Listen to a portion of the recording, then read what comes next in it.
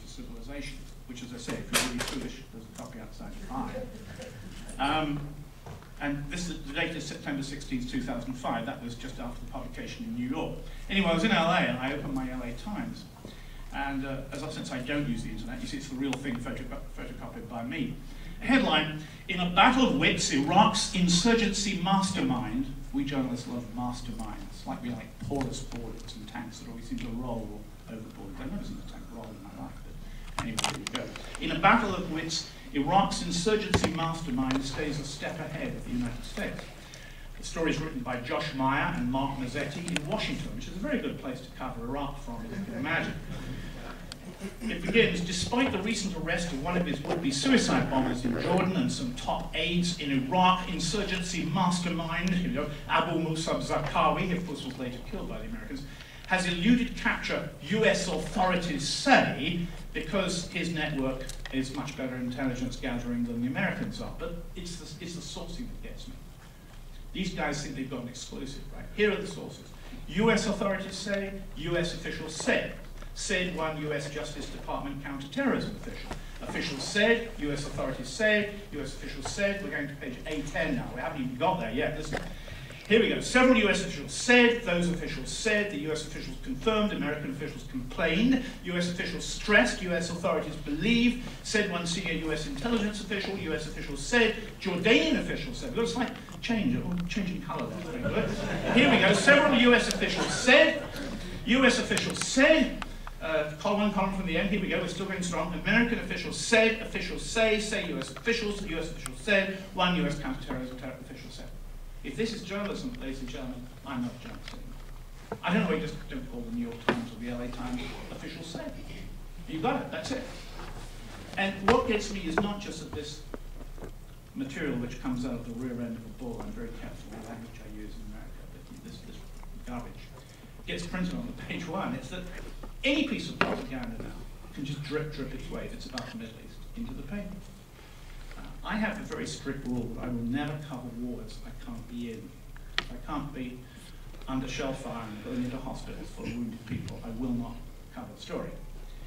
Hence, I managed to avoid what many of my colleagues referred to correctly as the hill of shame outside Gaza, when the Israelis prevented Western journalists from covering the war. Many of them stood in flak jackets, of course, which is the spacesuit of our times, on this hill, miles away from any danger, pontificating about what was going on in Gaza, as if they could be there when they couldn't actually get in and report it from the other side.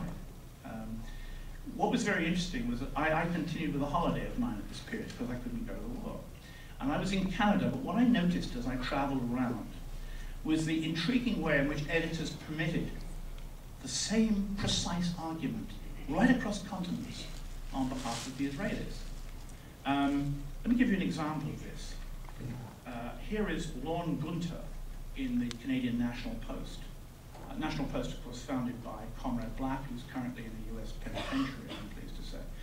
Anyway, he begins, this is a man who's trying to persuade Canadians why they should go on Israel's side in a war that will eventually cost the lives of 1,400 Palestinians, most of them civilians, and 13 Israelis, two of whom, by the way, were Israeli Arabs, which wasn't pointed out at the time.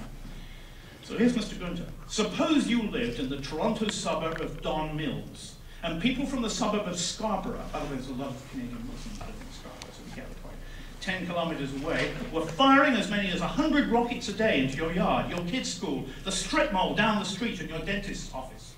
Why a dentist's office? I can't imagine. Anyway, you see the line. You see the line. Okay. So then I traveled to Montreal, and I opened La Presse. It's a Québécois newspaper. I'll translate this into English. There's another writer, right? Imagine a moment that your children at Longueuil, a suburb of Montreal, live day and night in fear that shops, hospitals, schools are the target of terrorists located at Boissard. Boissard has got a lot of Afghan Muslim Canadians living in it. We got the message. Anyway, thank goodness. Got on an aeroplane, heading for Europe. We don't have to listen to this garbage anymore, but we do. I open my newspaper on my Air France flight. Is France prepared to hold its fire if Belgium starts lobbing explosives across the border? On we go. At least, thank God, I arrive in Ireland, where you don't have to read this garbage.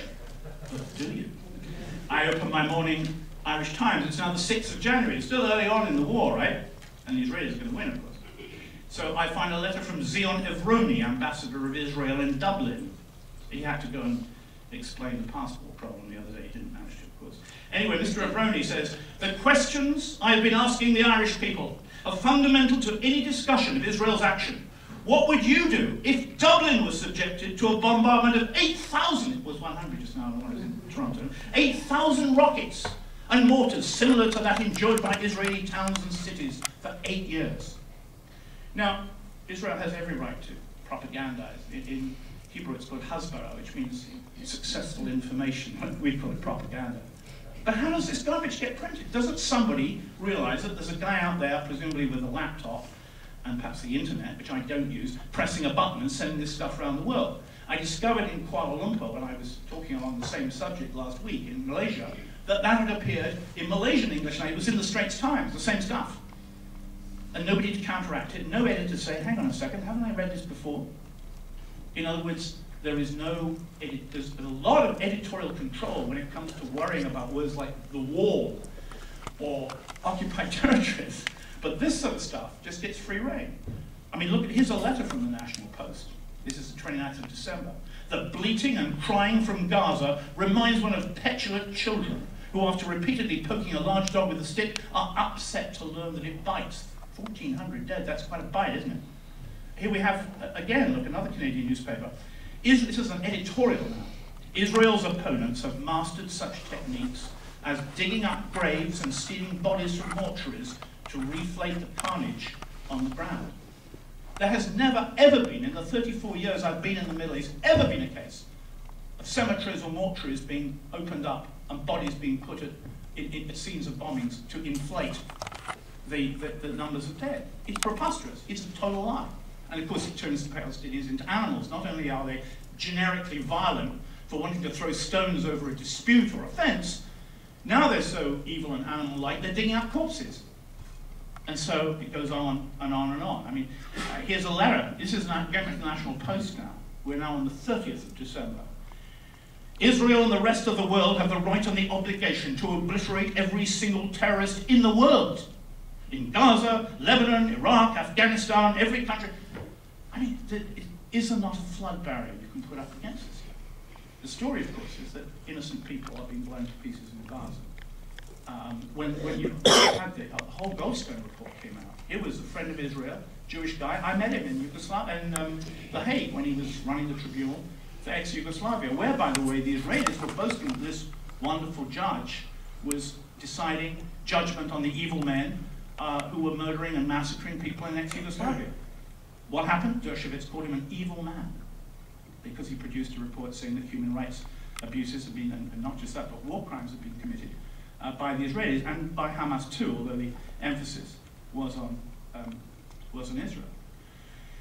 One of the things that came out of the Gaza war, which I thought was positive from the point of view of journalism, and there wasn't much positive in it, believe me, was that because the Western reporters, with their, uncontroversial news reporting, couldn't get into Gaza, we had to rely, for the most part, on Palestinians to report the story.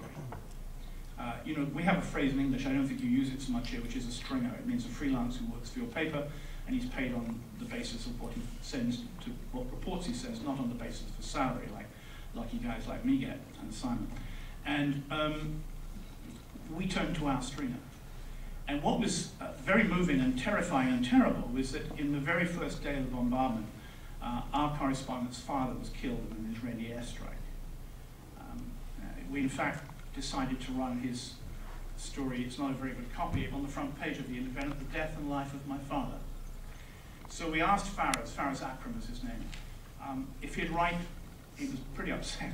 His wife was just about to give birth to their first child. And his father, who wasn't a Hamas man, he was a lawyer, a fluent English speaker for the Palestinian Authority. The actual Palestinian Authority, who we love, because although they didn't get voted into power, we wish they had done, so we regard them, Tony Blair regards them as the official Palestinian Authority. Anyway, Faraz writes his story. I'll just read you the first few paragraphs and then the end of it.